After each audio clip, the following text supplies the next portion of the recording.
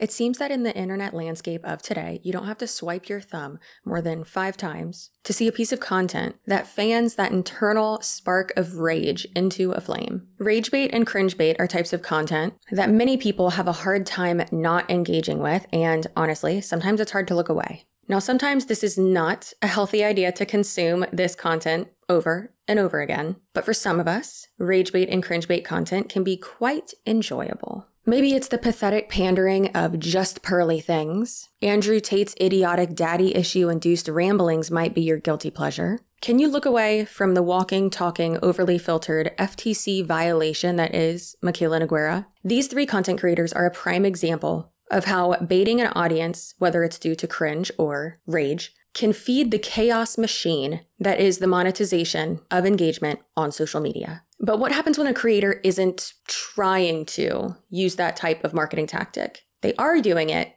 but not on purpose. Everything about them is just so insufferable to the general public, and the ideology that they are sharing is so deeply etched into their being because they grew up in a cult within a cult. And they don't even realize what they are doing. Our goal this year is $30,000. Fuck that. Yeah, fuck these girls. Yeah, that's I've had my goddamn struggles. Yeah. I've been Mr. Struggle before. And hilariously enough, my husband, he was like 17 or 18 before he actually learned, you know, what like actual intercourse was. And eventually, Phyllis was changing our daughter's diaper, and our friend showed her on her little girl, you know, where the clitoris is located. What did you say in the blog, just so they don't contradict us? With modesty and self-control, not with braided hair and gold or pearls or color. Not with braided hair? These whores have 2 braids in their hair. Make it make sense.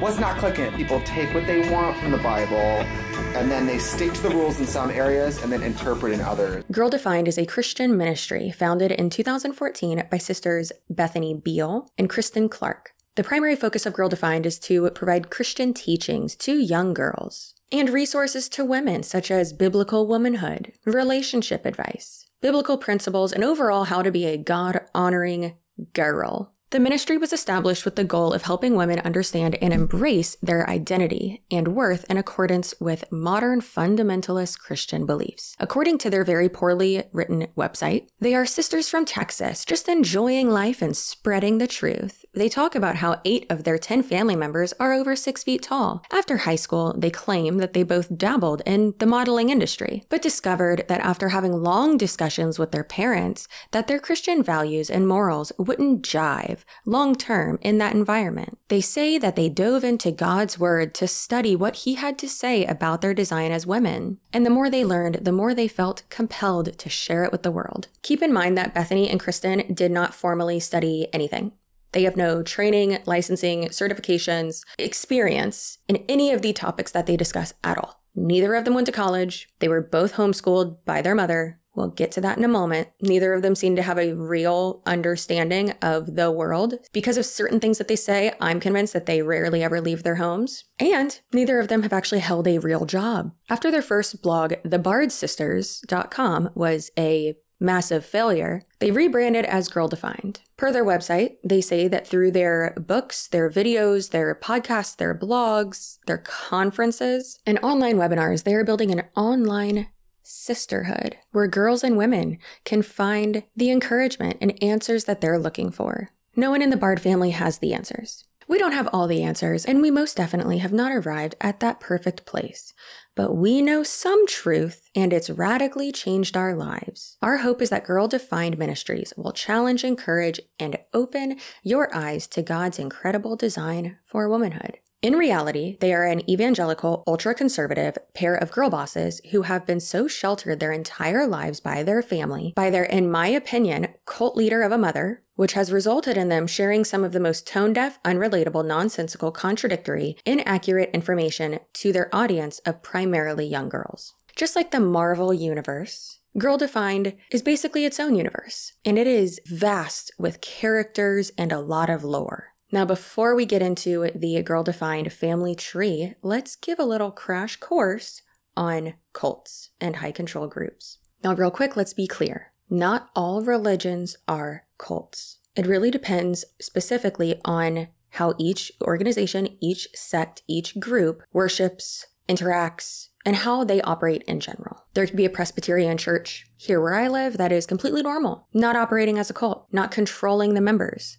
And then there could be one in another state or another city, or even just down the road that absolutely, even though they believe the same thing, they are operating as a cult. Another thing that is important when it comes to high control groups and seeing if it is a cult is being able to recognize if this organization does weaponize undue influence onto its members in order to control them. Cult expert Dr. Stephen Hassan has said, undue influence is any act of persuasion that overcomes the free will and judgment of another person. People can be unduly influenced by deception, flattery, trickery, coercion, hypnosis, and other techniques. In addition to religious cults, there are psychotherapy cults, political cults, commercial cults, meaning network marketing companies, etc., terrorist organizations, and trafficking rings. There are also personality cults, particularly if one person exerts undue influence over another or a small group of people, such as a family, then that small group could also be considered a cult. A destructive cult is a pyramid-shaped authoritarian regime with a person or group of people that have dictatorial control. It uses deception to recruit new members and does not tell them what the group actually is, what the group actually believes, and what will be expected of them if they become members.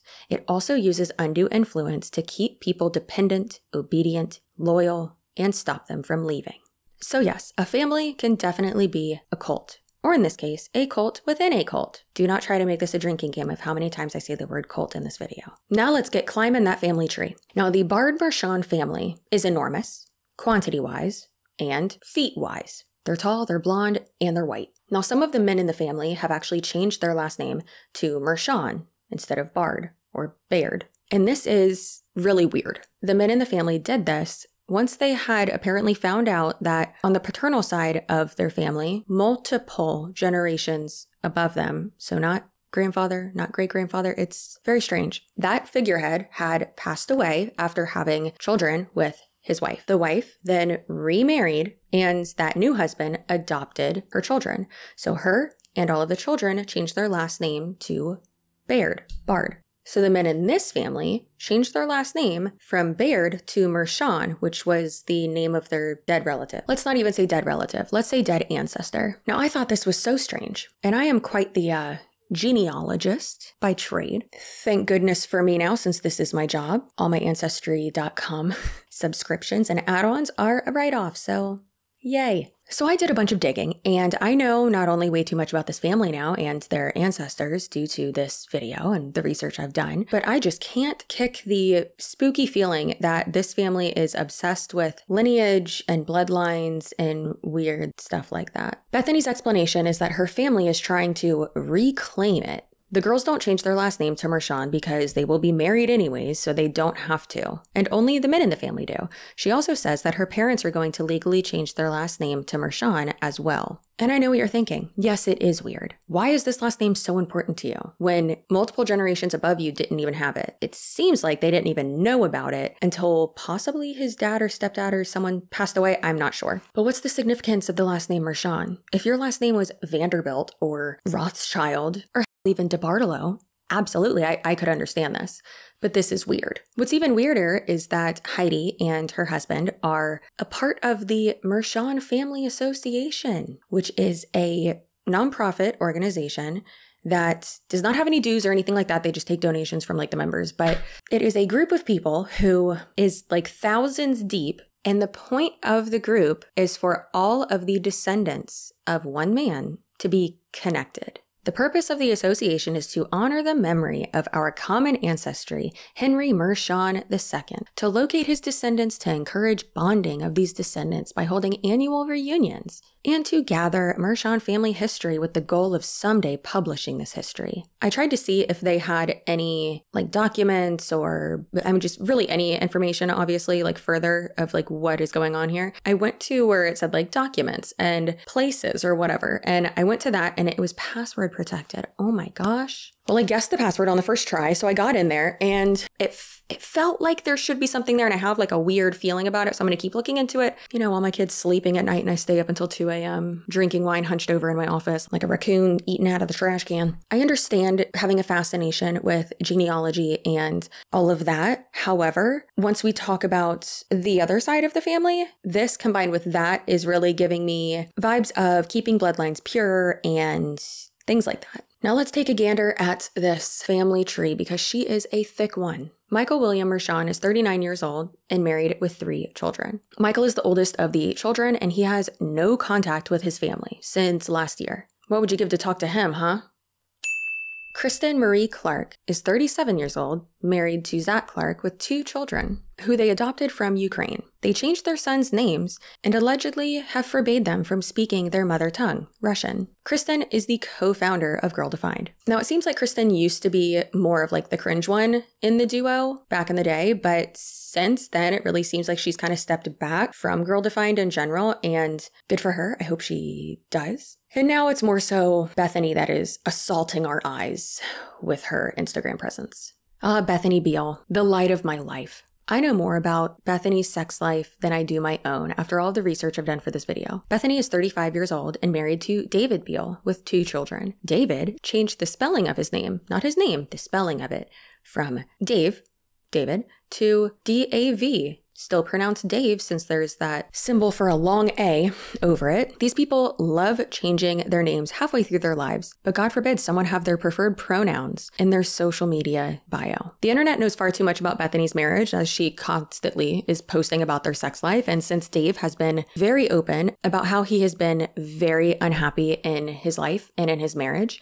how he is in therapy, and then also how he had suicidal ideations. And he specifically said in a video, and I quote, "I was having suicidal ideations. I was thinking about suicide, just having thoughts of it, not urges." However, he was starting to think how it would affect Bethany and how mad it would make her or how sad it would make her. And that's why he wanted to do it. And that is absolutely horrible. These people need to get off the internet. Bethy is the other half of the Girl Defined Girl Boss duo and has about 7 other social media based side hustles that are truly insufferable. Stephen Hans Baird is 33 years old. He also goes by Hans Mershon because at this point, why not? He was arrested in 2020 for a DUI and in 2023 for domestic assault, which I'm sure the family had a family meeting about and has addressed it and resolved all these issues in a completely healthy, therapeutic, and normal way.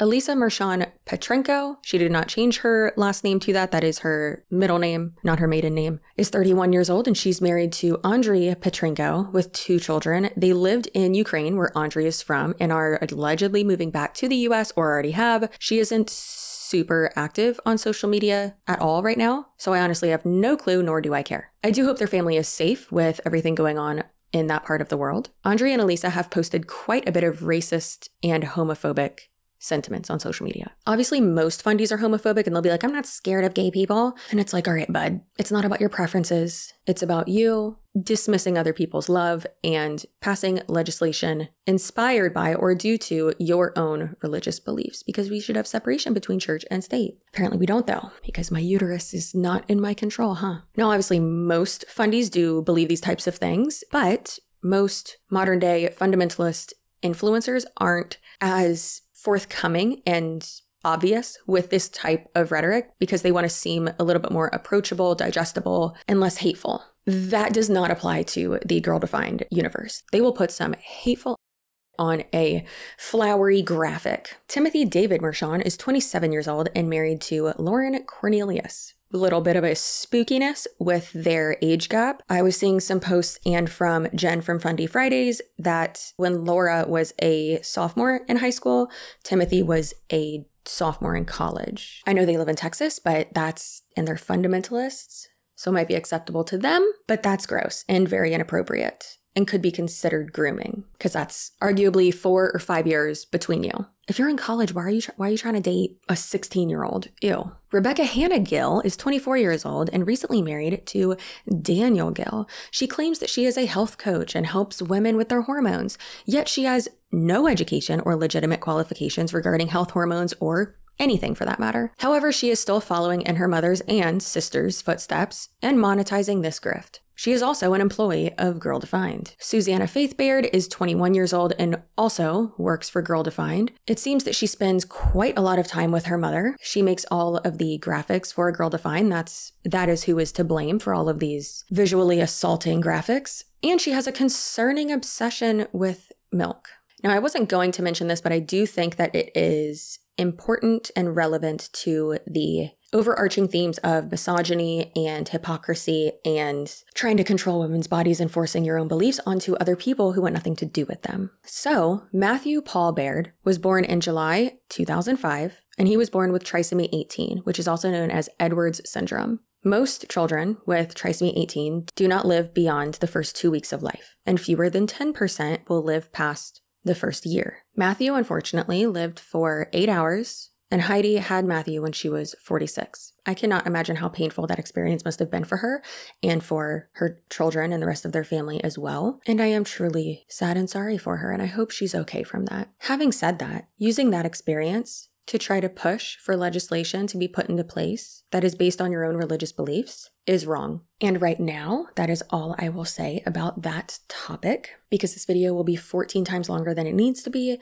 if I get up on my soapbox regarding the patriarchy and women not having equal rights as men. If you don't agree with or don't want to have an abortion, do not get one. You should be able to make that choice for yourself and not for other people. Now, speaking of horrible people forcing their beliefs onto others in order to control them, Heidi Marie Mick, the overly filtered matriarch of the Bard Mershon family, was born April 10th, 1959, to Helga and Mitchell Mick. Her father was the original owner of the baseball team, the Tampa Tarpons, from 1966 to 1988. He sold the franchise to the White Sox in 1989. Heidi attended H.B. Plant High School in Tampa, Florida from 1975 to 1977. My mother went to H.B. Plant High School at the same time as Heidi and Heidi's brother, and said that she didn't know Heidi, thank God. After graduation, she attended Florida Bible College in Hollywood, Florida, where she was on the volleyball and basketball teams. During her time in South Florida, she met Michael. Michael and Heidi did not grow up in fundamentalist or even overly Christian families at all. Heidi Marie Mick married Michael William Baird in Hillsborough County, Florida on December 18th, 1982, when she was 23 years old. Sometime after getting married, they moved to San Antonio, Texas, and went to work making all of their tall blonde babies. Heidi was basically pregnant from 1983 to 2005. All of these children were homeschooled by Heidi. From Heidi's social media, even though it's superly overfiltered, you can clearly tell that her family is big, beautiful, super close, God-honoring, just amazing. However, you know that if that was the case, we wouldn't be here, and I wouldn't be making this video. We can't talk about Heidi without mentioning her maternal grandfather, Johann Grosslicher. It is very safe to say that we need to thank Bethany for being unable to not post to the internet for the fact that this information is out there. It is absolutely wonderful that she truly cannot help herself. For people who seem to monetize endless grifts on the internet and social media, the Baird family doesn't really seem to understand that the internet is forever and it does not forget. Johann Grosslicher was the son of master shoemaker Joseph Grosslicher and his wife Maria. In 1913, he finished his apprenticeship as a tower clock builder. He was initially unemployed and then found work at the Austrian Federal Railways and worked in the private sector as an accountant. Since 1925, he was a community representative of the NSDAP, the National Socialist German Workers' Party, also known as the Nazi Party, in the Soldenfeld market community, and was arrested several times from 1934 onwards. To give people context who don't have a hyperfixation with World War II, the NSDAP shifted from the German Workers' Party to the Nazi Party around 1920. Adolf Hitler became the leader of that party in 1921, and he was appointed Chancellor of Germany in 1933. March 12th, 1938 is when Anschluss happened, which is when German troops invaded into Austria and brought it into the Third Reich. Now, yes, there are some cases where if you didn't comply, didn't join an army, didn't do something, then you were at risk to cease to exist, or to be jailed, or anything in between. However, let's not pretend that he is the dad from The Sound of Music. Johann was in the Nazi Party in 1925, when it was already the Nazi Party, and before Hitler became a dictator. and prior to Anschluss happening. Furthermore, on March 18th, 1939, 6 days after the Nazis took over Austria, Johann became acting mayor of the market town Saalfelden. I'm probably pronouncing that wrong, I'm sorry. And from 1939 to 1945, he was full-time mayor, and he was appointed to that position by the provincial governor, who was also a Nazi, and joined the SS. Hans stopped being mayor in 1945, when the Nazis lost the war. The mayor after him was said to have had to denazify the town.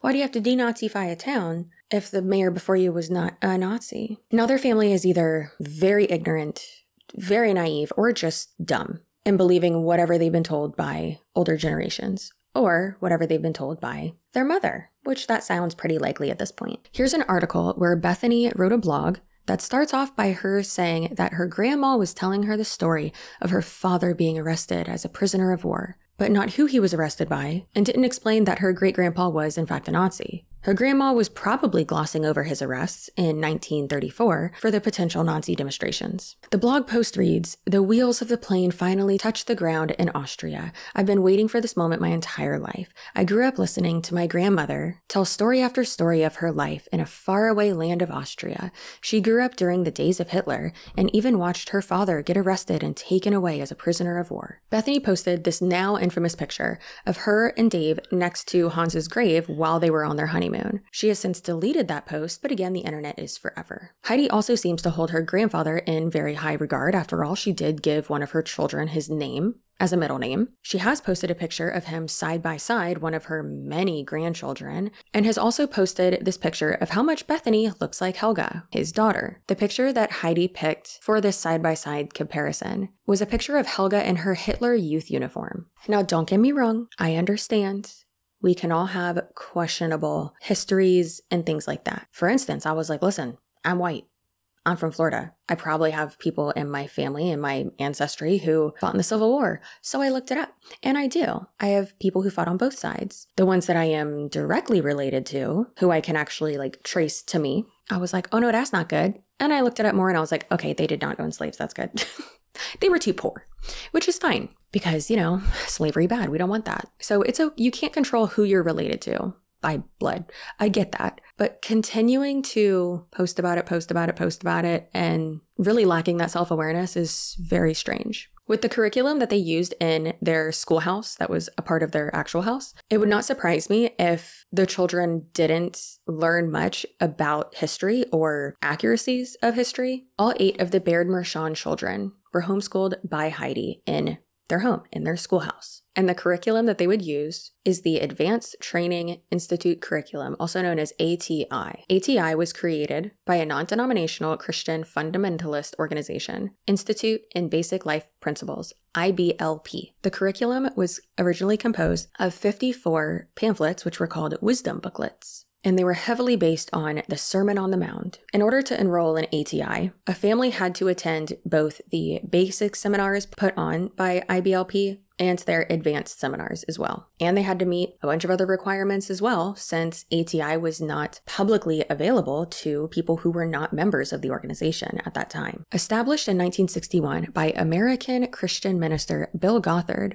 IBLP serves as an umbrella organization for several of his ministries. They claim their purpose is to provide instruction on how to find success in life by following biblical principles. IBLP hit the mainstream in 2008 when the Duggar family landed their own TLC show, 17 Kids and Counting. There was much more interest in the organization and its teachings because of that exposure. Along with the following, the scripture of the Bible, as Christians do, IBLP considers men, more specifically the head of a family, to be superior and women to obey and submit to their husbands in every single way possible. Women are not supposed to have a job outside of the home. They are discouraged from getting a higher education. They are to focus on being mothers. Women cannot wear makeup, perfume, heels, or anything that is considered lustful. IBLP focuses on purity and repopulation. All children must be homeschooled to ensure that they are not vulnerable to secular ideas. In a 1996 newsletter, Bill Gothard, the founder of ATI and IBLP, wrote how dolls would hinder a family from having a successful, happy birth. The Lord prompted me to ask them, about any items in the home through which Satan could gain entrance to interfere. There was a Cabbage Patch doll in their home. They threw it outside and agreed to burn it when they could get a fire going. Within 2 hours, this mom had a beautiful son. Part of the problem with the Cabbage Patch dolls, besides being holding cells for demons, was that the child who owned the doll would have to sign a written agreement to love the doll, thereby violating their first commandment and directly disobeying God. ATI believed that any sort of disobedience against God gave Satan the chance to get his foot in the door. Children are taught to obey God's message and rules of their fathers, and that violation of this leads to bad consequences, such as contracting a cold. IBLP also endorses the teachings of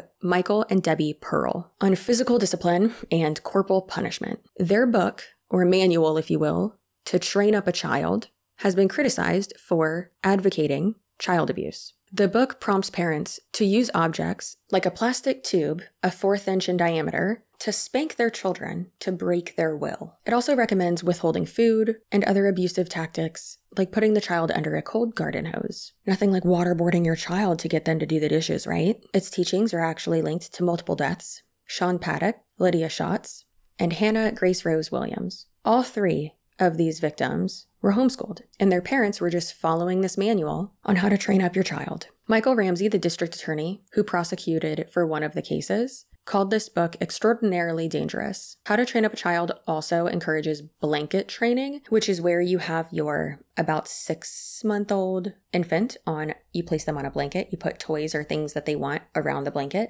and when they try to move off the blanket to grab things, you hit them, you smack them. And it says to do this repeatedly, and this is supposed to teach them self-control. As an infant whose skull is not even closed yet. That makes no sense. Now, Heidi does use the verbiage training a child multiple times across her social media and on her website blog as well. And that's an interesting choice of words. IBLP is essentially the cult of purity, shame, authority, misogyny, and fear-mongering. They focus heavily on the roles and responsibilities of men and women within a marriage. God grants spouses full access to each other's bodies for sexual gratification and warns against resistance or indifference to a husband's need for sexual intimacy. A married woman should not seek financial independence, take matters into her own hands, resist her husband's physical affection, or ask for outside counsel without her husband's permission. I do want to mention as well that the Baird Mershon cult was also a part of an organization called Vision Forum. Vision Forum was an evangelical Christian organization based in San Antonio, Texas, where the Baird Mershon family lives. It was founded in 1998,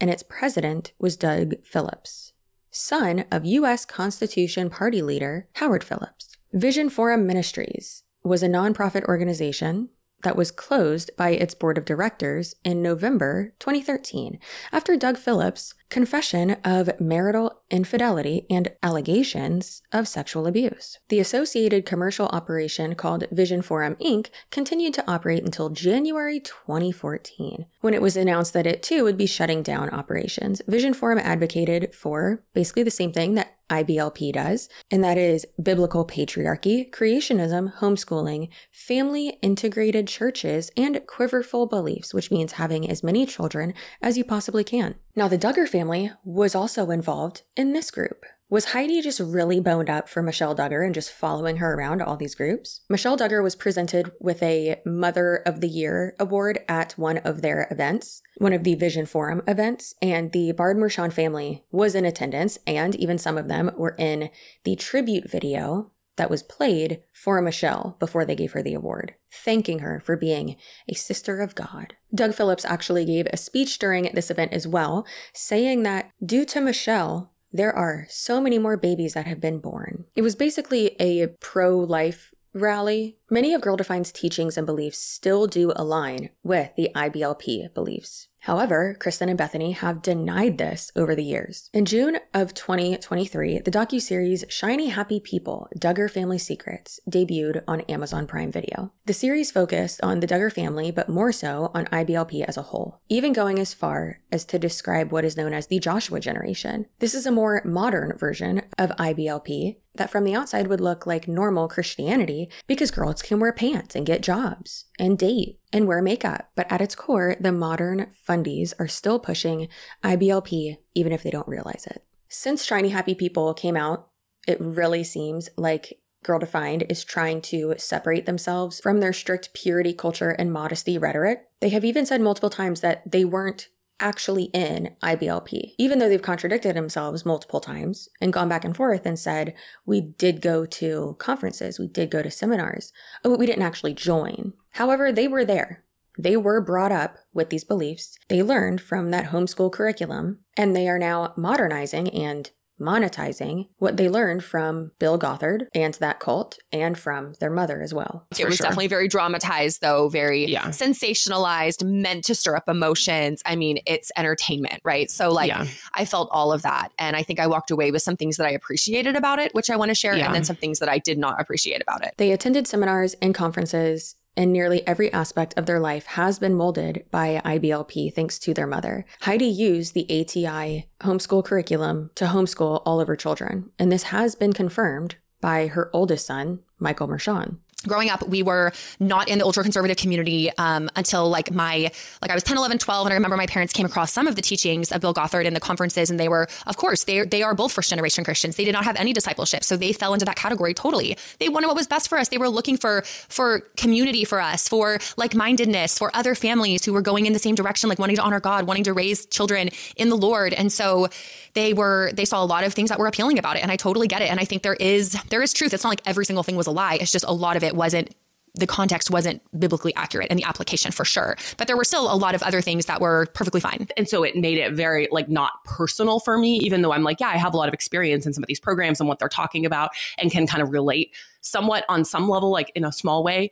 But I was kind of just looking at it through the lens of entertainment. These people are trying to make money, just more of a discerning eye first and foremost, but then was also actually though, they're bringing up some really, really important, hard topics that we need to talk about. And I do agree with some of the terrible things that had been done in the past. And to me, I'm let's talk about this. This is really important. In my opinion, they are not only in denial, but are trying to separate themselves so much from this while still continuing their grift because they don't want to damage their grift and have people realize that they were raised in a cult and they don't even know. I obviously don't know what it's like to be in a cult, to be in a high control group, and even further, to be in denial about being in a cult, within a cult. So let's actually talk to someone who has experienced that. Now, Sarah Edmondson is a former member of and whistleblower for the NXIVM cult, which started out as a multi-level marketing company founded by Keith Raniere.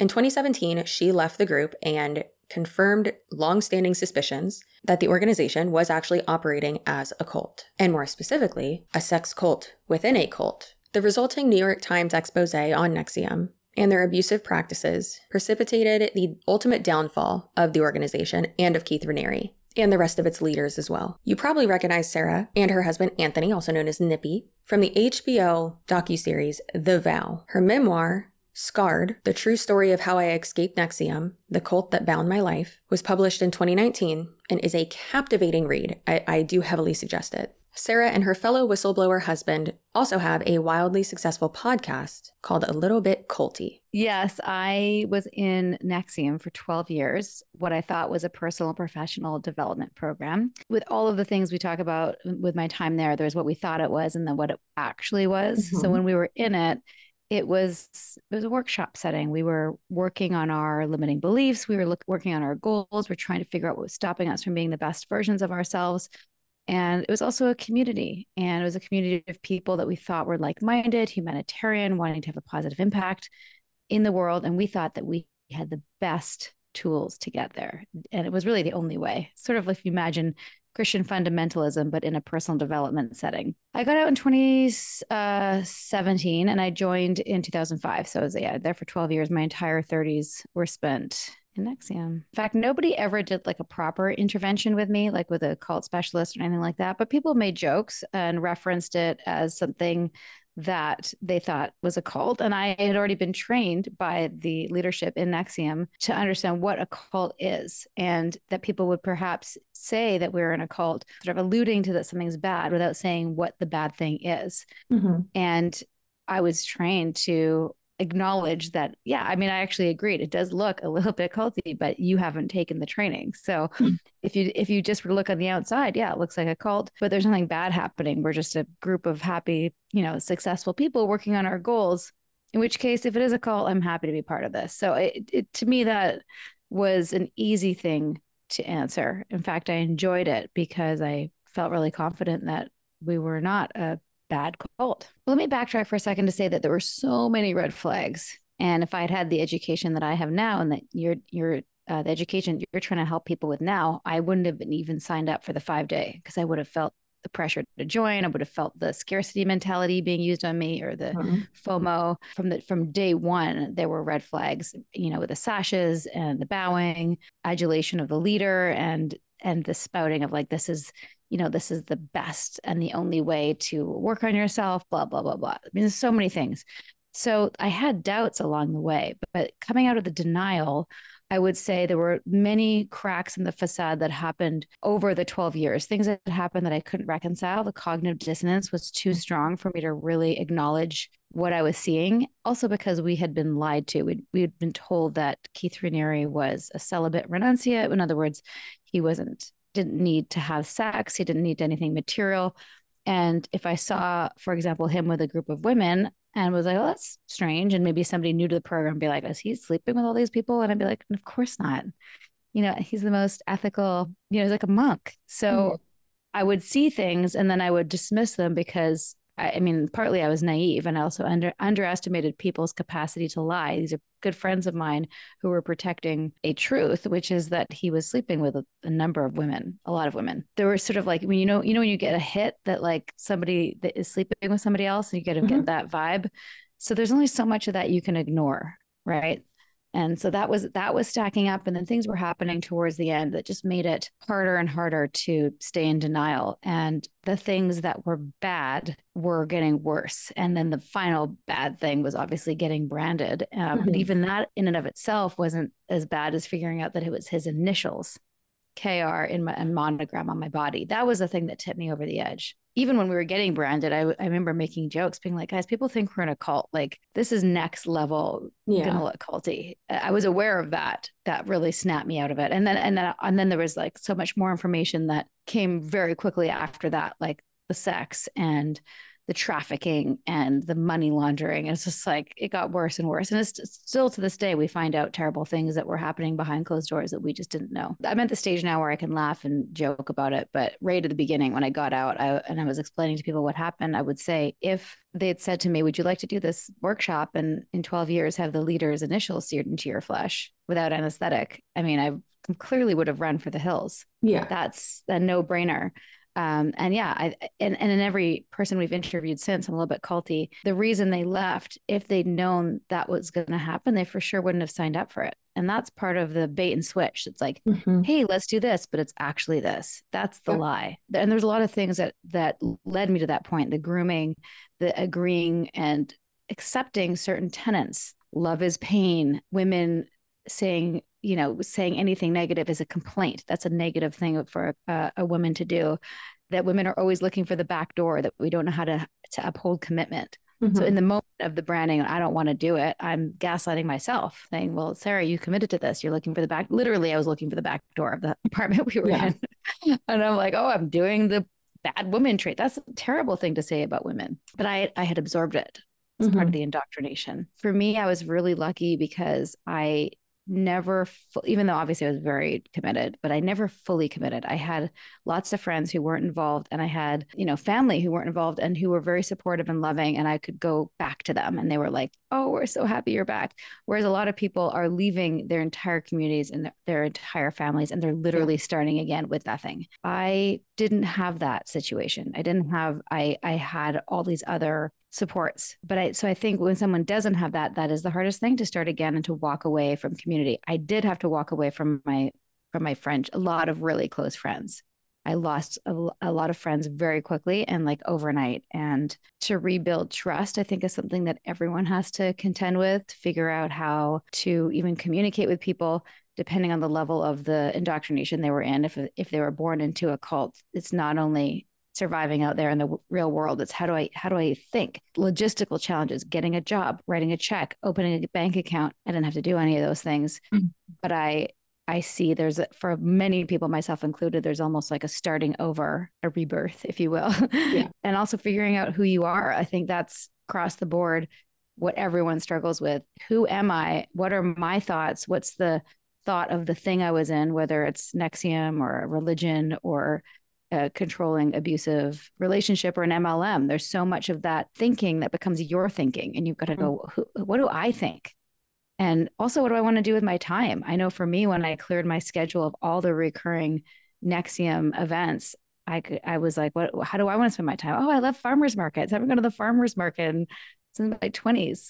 You know, like that's a big, no, it sounds silly, but like reclaiming your time, reclaiming your thoughts, being able to speak freely about what happened. Wow, you're in Scientology and I was in an MLM, but it was like the same process. Wow, that's wild. I always am a proponent of therapy, specifically therapists who understand coercive control and indoctrination. I always am a big proponent of being out in nature and all the good things, the ions and all those things that ground you and can help clear away whatever's going on for you. And that's more of like a partly scientific, partly woo-woo thing, like the energy, clear the energy. What's been great now is thanks to people like us and so many other people in this space is that there's so much out there to educate yourself and for free.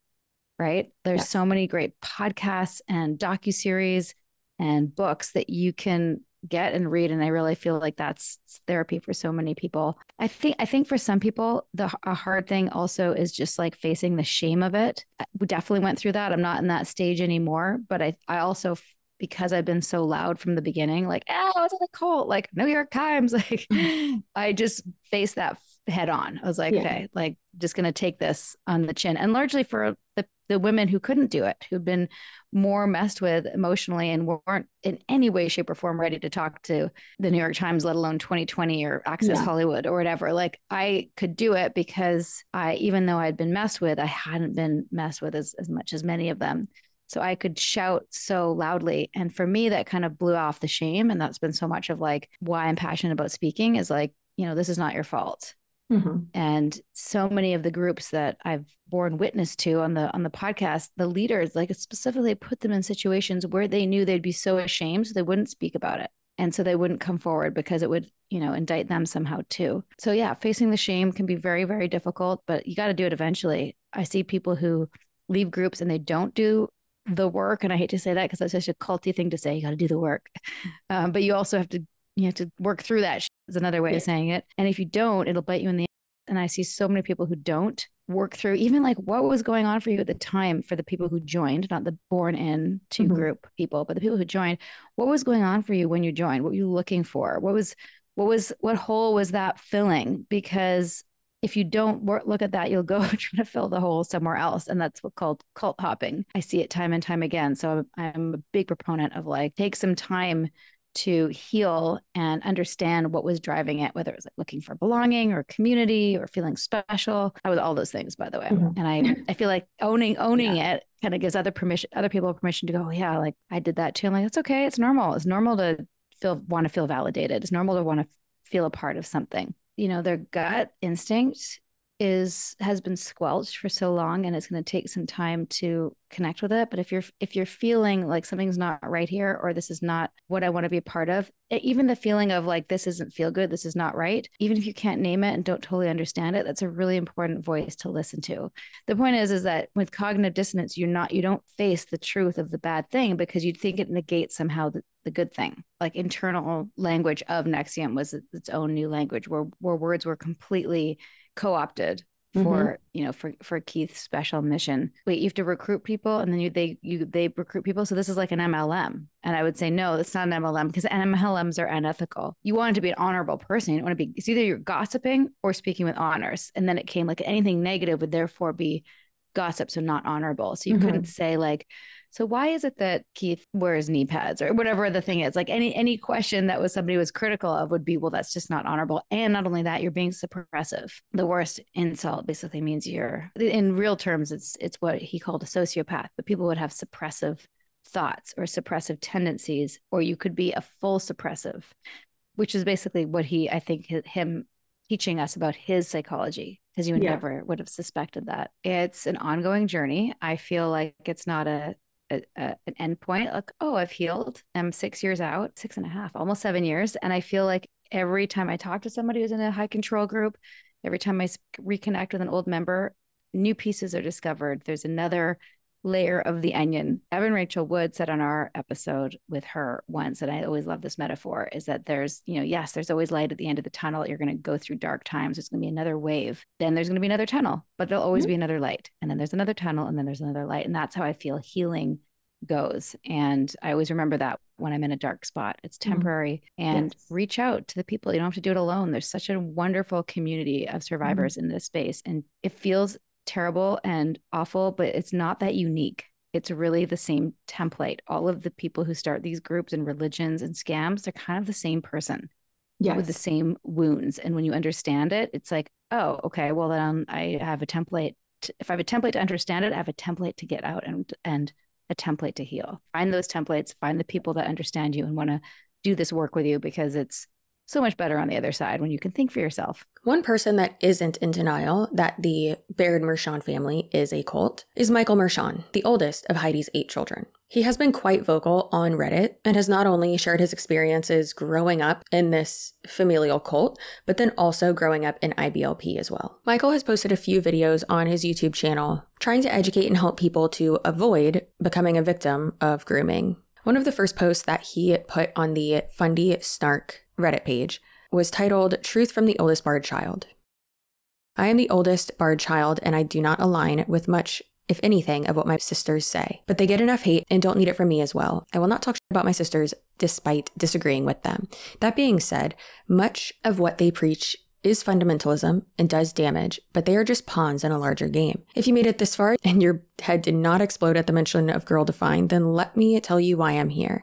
I'm here to speak my truth about the abuse I suffered at the hands of my parents, but specifically my mother. I was raised in the Gothard ATI world. I was homeschooled my entire life, and I was a victim of ongoing abuse of multiple kinds. I am a survivor of childhood sexual abuse by a female neighbor when I was around 7 years old. I know my mother knew about it because she walked in on it happening. It has never been spoken of to this day. And if that were the only time, that would have been bad enough. I was also groomed and sexually abused at around 11 years old by a male neighbor who lived next to our house. I was made to feel like a victim and that it was my fault, which led me to repress these memories that didn't quite surface until I was actually in my 30s. It has been roughly 5 years since I started dealing with all of my past sexual abuse, and to this day, I have never received anything close to a sincere apology from my mother. My mother accuses me of living in a victimhood mentality that I need to take to God and let Him heal me from. My mother is a toxic person, and nothing that you see on any of her posts is authentic or real. As if you need me to tell you that. I cannot change what has been done to me or get the years of my childhood back I was robbed of, but I can do my part to prevent her from hurting anyone else.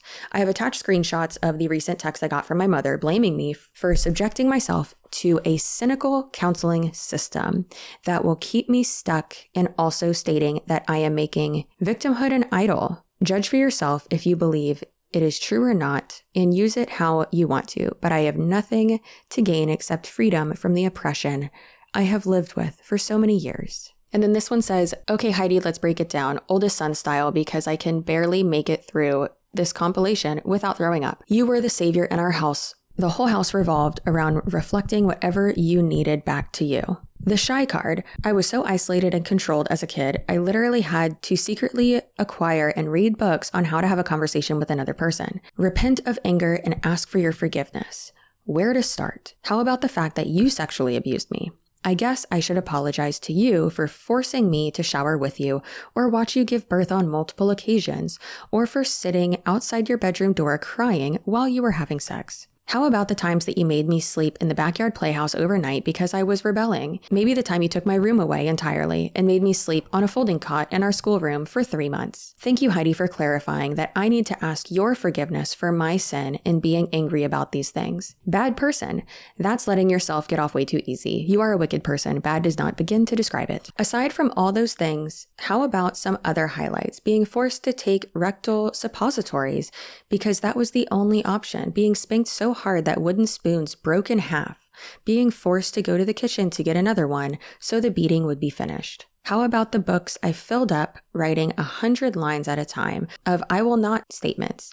I will not talk back to my mom. Doled out 100 lines at a time. Thank you for letting me be heard. Mods, I hope I didn't cross any lines here, but thank you for letting me speak my truth. In regards to how he decided to leave, deconstructing, if he still considers himself a Christian, things like that, Michael said, "That is a simple yet extremely complicated answer. In a nutshell, I walked away from everything related to Christianity and have yet to fully come back. I am in the process of figuring out what I believe. As for Alert, I was there for all 3 phases, so a year and a half or so." And Alert is IBLP's boot camp type of basic training. Reading through those and hearing some of Michael's story, and then seeing the complete opposite being put out by not only the girl-defined universe, but also more specifically Heidi herself, is not surprising, obviously, but very sad, and I'm sure it's very frustrating for him too. Michael has said that the Bard Mershon family handles anything and everything by brushing it under the rug and pretending it doesn't exist, basically. No acknowledgement, no accountability, nothing. Thankfully for us, the internet is forever. And Michael has agreed to talk with us today. For me, it was just kind of hit a breaking point, really. I can't honestly say that I had planned out or intentions of really sharing, but my mom, being my mom, just kept poking me and poking me and poking me. And, it was one of those things where it was one too many pokes, and I just kind of lost it. And I was like, all right, well, gloves are off. Here we go. There wasn't really any other way I could think of to get them to pay attention other than kind of hit them, the only place they care about, which is their social media. So when I was up till probably age, I don't know, maybe 4 or 5, 6, something like that, it was somewhat normal. We were always homeschooled. That was always the intention. But we actually had a TV in the house, those normal kinds of things. And then once they joined, kind of started following that movement, then that was like the beginning of the end. Homeschooling was always there, but they went through massive purge phases where, we would have bonfires and literally go through the house and collect anything that could be remotely considered, sinful. So magazines, books, movies, any number of things like that. We technically never joined ATI, but we followed all the principles, went to all the conferences, all that kind of stuff. So very much in line with, very much living by that same standard. As for homeschooling, I was never given a choice on it. I hated it. Nobody really cared what I thought. So it's, it was one of those things. We very much, looking back, it was very much about control. Being able to control the environment, being able to control, who we talked to, what we said, all those kinds of things. So they did it under the guise of, oh, this is best for your education kind of thing. But that was definitely not the truth behind the matter. Once we got into, probably past 6th or 7th grade, then it was very much kind of self-taught, and my dad filling in the pieces for, some of the more complex stuff like math and things like that. So I would say on the whole, no. But as far as the curriculum, we pretty much followed it all the way. To the point that I was sent to Alert, which is like the men's version of whatever you want to call it, concentration camp, basically. And when I read what your experience was there, or rather people describing what it's like, that sounds very traumatic. Did they say what reason was that you were going there, or what type of conversation was leading up to that? It was one of those things that wasn't really a conversation. From, I'd say, probably 15 on, that was kind of, I was told that's where I was going, essentially. And it wasn't, the reason they sent me there, they said, was so I could get some kind of a vocational skill. They have different programs. So if you stay there long term, you can come out with, actual usable vocational skills, which was kind of the guise of why they sent me there. Of course, that's like, they have different phases. So phase 1 would be like the basic training, where they essentially break you down. And then phase 2 is kind of like a more general. And then phase 3 is where you got to be there for quite a while before you can even get to that vocational training, so to speak. That was essentially the reason for it. And I ended up joining the military after probably 4 years after I got out of that program. That program was by far I'd say probably 4 or 5 times worse than the military was. The dynamic that's accurately portrayed. It took me a while to be able to admit that, but my dad was definitely the enabler. He, was the public facing authority, but that was about it. At home, everywhere else, my mom ran the show. They got very good at being able to present and only let people see what they wanted to see. So I think for her, you're probably spot on that she didn't want to join because that would be too much. It gave her the control she needed without exposing her by doing it, following the principles, but not actually joining parts of that curriculum she wanted to use that benefited her. And then, didn't really have the accountability or oversight from anybody to be held to, the parts that she wasn't following. So I've had everything from at the extreme end, being forced to sleep in the backyard in a clubhouse, being forced to write, "I will not talk back," 1,000 times in a notebook, and kind of everything in between. I was basically the black sheep. So she was the most extreme with my punishments, just to set that example to essentially, I'm presuming, all the other kids in the family, like, if you don't follow my rule, here's what happens, So everything from that, there's a lot of stuff like that where, they took the door off my room because I slammed it one time, took my room away altogether. I don't remember exactly why, but they took my room away for 3 months and I had to sleep on a cot in our schoolroom. Just very humiliating punishments. It's gotten easier, I will say that. It's been a process, and it's been a lot of hard work. But I'm getting to the point, where I still care what they do, and I still care about how they present themselves. But I've also gotten to the point where I don't let it kind of consume me anymore. So I can have more of a balance with being okay speaking out, like I am now, but also not having to speak out of some sense of like vengeance. Another aspect of why purity culture is so dangerous is because when you're not taught about these things, then you won't know what to look out for and won't know necessarily what is very inappropriate behavior. Would you agree with that statement with your experiences that you've had and that you have publicly talked about? I would say that was a very large part of what led me to being abused outside of the house, was that it's a combination of things. I think I was forced to be, more or less submissive to my mom at all costs. I essentially had no spine or backbone. And I think that made me an easy target for, somebody looking for a victim in that sense, because I was conditioned not to say no. So I think that was a huge part of it for sure. And it's complicated in a sense because it started, as early as I can remember with, weird sexual things happening around our house.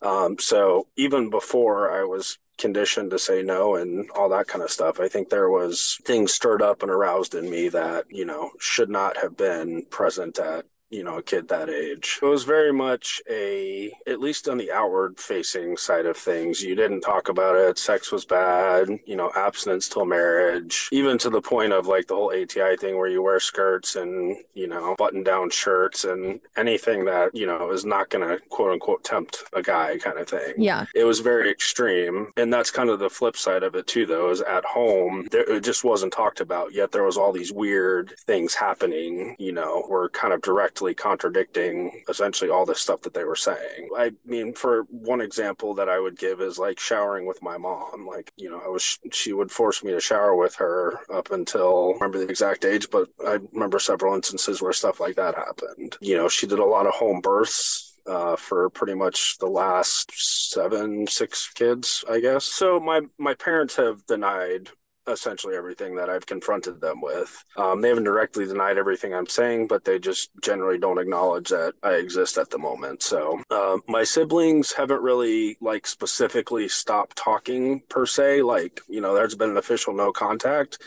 It's just kind of naturally there's been a distance. Yeah, a casual because drift. They're very much in the family. Yeah, and I'm like, completely on the outside now, and that's how I would like it. I have found that since I've cut specifically my parents out and gone no contact with them, I've been able to make, way more steps towards healing, or take way bigger steps towards healing than I was, at any point in the years that I was, still kind of under their microscope or, in the family system, if you will. Definitely took on a more extreme turn the older I got. But as far as her upbringing, I mean, from what I understand of it, she didn't grow up in any kind of a fundamentalist house.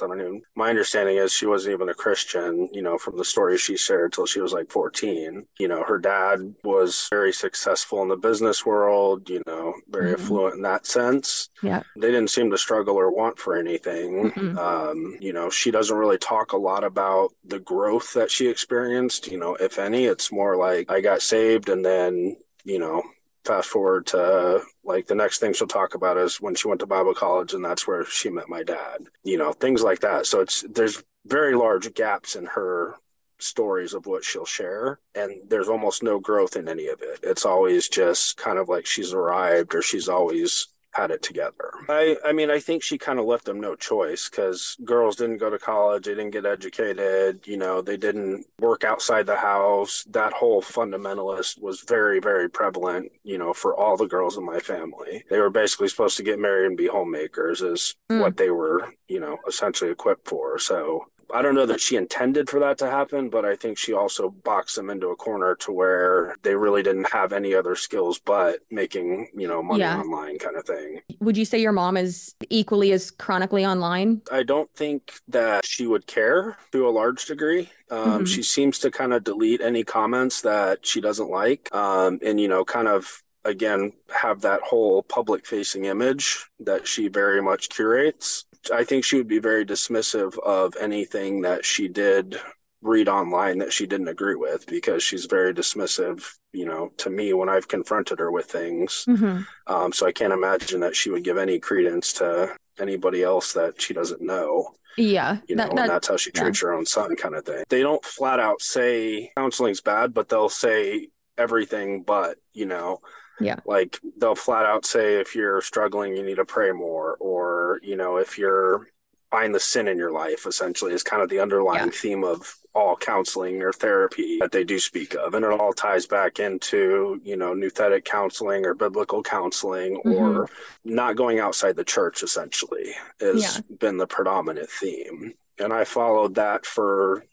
probably the first 3 years of my healing. I stuck exclusively to, Christian counselors, church counselors, never saw a licensed therapist really, things like that. So I very much followed it. It was very much to my detriment. It did huge damage that has taken me years after that to undo. And the theme of all that counseling was pretty much just, let's get to the root of the sin. What sin is it that's causing this depression? Or if you're anxious, it's because you must be hiding something. No medication. Medication was like, essentially, if you need medication, then, well, you're wrong. They didn't believe in medication, all that kind of stuff. So, and it was very passive aggressive in the sense of like, they're not going to come out and say, oh, no, you shouldn't take that medication the doctor prescribed you. It was more like, oh, well, if you need that for a brief period, that's okay. But when are you going to get off it and really start dealing with things? Honestly, it's one of the hardest things I've ever had to do. Is walking away, because everything in you is conditioned to put so much of your life, your trust, your everything kind of becomes this person, in this case, my mom. Like, her approval was everything to me. Well, and you'd been isolated for so long too. Yeah. And, that's, you only know what you know. So I think for me, it was really, really hard to see it when I was in it. But now that I'm outside of it, I can see it crystal clear. For me, having somebody like my wife who did not grow up in a fundamentalist home, who has a, quote unquote, secular counseling background, it was very much, we were able to work together, and she was able to, very much help me step away from those things and point out those things that were completely dysfunctional. So I think for me, having that support system outside of the family was probably one of the critical things. Pretty much all married, but they're all married to necessarily full-blown fundamentalists, but people that are very on the conservative leaning side of things and grew up in that more conservative culture. So we never used a traditional homeschooling curriculum. It was very much, I guess, best way to describe it would be a blend of lots of different things. Guessing, I don't know for sure, but I'm assuming that was so they could control what was taught. I didn't even have the sex talk, to give you an idea of how absurd it was. I didn't even have the sex talk. And even then, it wasn't a talk till I was like 13. And even at that point, it was basically my dad, playing some tapes in the car while we drove. It wasn't even like a real conversation. It was a tape of, it was something put out by that someone in that world. I want to say it was maybe something focused on the family had, but it basically walked you through like the talk. Just, you know, you're both sitting there listening to some random person talk, you know, kind of thing. So he just fully opted out and was like, here, watch this YouTube video, basically. Basically, yeah. Yeah, nice. The modern day equivalent of that. Yeah. Yeah. And then it was like, well, do you have any questions? And I was like, if I did, I wouldn't ask. So no. Yeah. And then it's kind of the last thing you hear about it. But, you know, I was like 13. By that time, I had already been abused by the neighbor, you know, had all the weird stuff with my mom growing up. You know, it was like, okay, well, this is completely pointless. Yeah. Because everything relating to the human body was, you know, shame-based in our house. So it was definitely a huge difference between the way the guys were treated and the way the girls were treated in my house. Mm-hmm. So the girls were elevated and they were, you know, the whole house revolved around them. So they were very protected and very nurtured and loved and cared for. So my inclination is to say that nothing happened to them just because, like, my mom was super protective of them and wouldn't have allowed it, versus the guys were, like, as she referred to me, burnt toast, was a common phrase that she used to use. That's rude. So there was a huge discrepancy in that, to where guys were almost disposable and anything could happen and it didn't matter, kind of thing. Fairly recently, after we went no contact, she would still make comments like that. You know, she tries to say them a little more lightheartedly, but I think that's always been her perception of me. And if anything, now I think she probably sees me more as a threat, because she has, as soon as we went no contact, they started having individual conversations one-on-one with each of my sibling groups, you know, essentially trying to control the narrative and things like that. Mm-hmm. So that information and thought control. And that's been kind of how they handled everything, you know, since then. It's been very much, you know, they control the narrative, they control every aspect that they possibly can. And I'm on the outside, just, you know, being whatever I'm being someone who is breaking, quite literally, generational curses. I haven't seen a whole lot that gives me great, great hope that that's going to happen. You know, I think they're all very much, especially the girls. I mean, Steven obviously he's, you know, a completely different story, but every family has all one. the girls are very much, seem to be, at least from everything I can see, following in that model of keeping the family image up, protecting the Heidi reputation, you know, those kinds of things. So I do hope that they at some point break out of the cycle, not for their own sakes, for their kids. But as of right now, I don't have great hope that, you know, that's going to happen with any of them. Would be anything that you could say to your mom? What would you say to her? I think I would want to know why.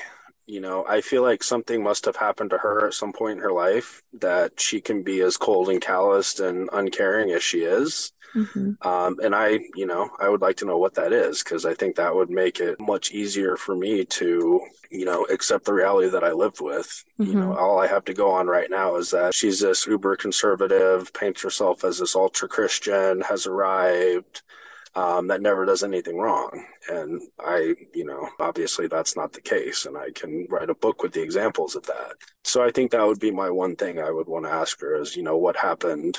What aren't you telling us, I guess, would kind of be my question. You've clearly been to therapy, and it shows. That is a good question to ask. And she could figure that out by going to therapy, secular therapy, but I don't have too much faith that that's going to happen, but who knows? We've approached the subject, and her response was that she knows God, so she doesn't need therapy.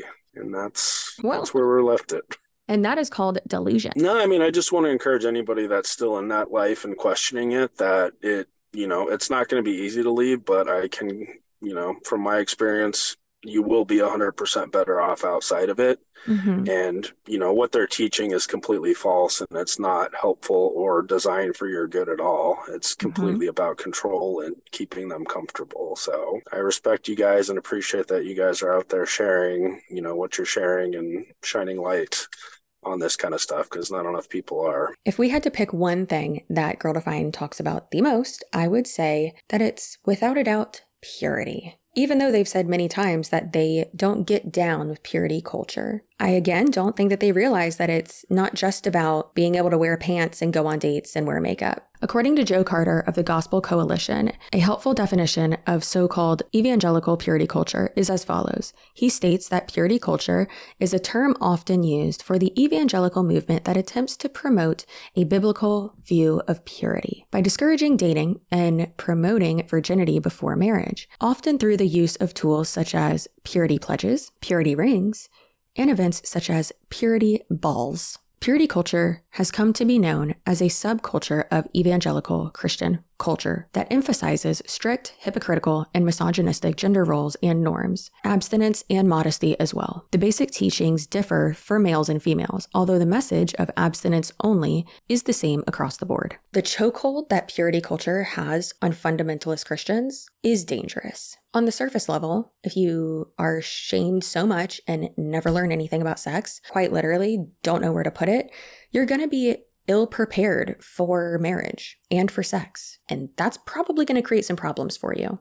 Due to this, a lot of fundies will rush through relationships when they are young, get married young, having never lived together, having never really actually gotten to know each other, just so that they can get to doing it. Bethany and her siblings have been raised like this. Bethany has been, unfortunately for us, very, very open about this topic. So much so that now we know that she didn't know she had to pee after sex. And apparently after the first time, she got a UTI so bad and she was in so much pain, she thought she was dying. And she even went on a podcast recently and admitted that she did not know what sex actually entailed until she was 20 years old. Purity culture can be dangerous on a deeper level, and that's when abuse happens. Children and teens and anyone who doesn't know anything about sex may not be able to understand when inappropriate things are happening or if they are being preyed upon. But if this is all you have ever known, and this is all you have ever been surrounded with your entire life, why would you think anything different?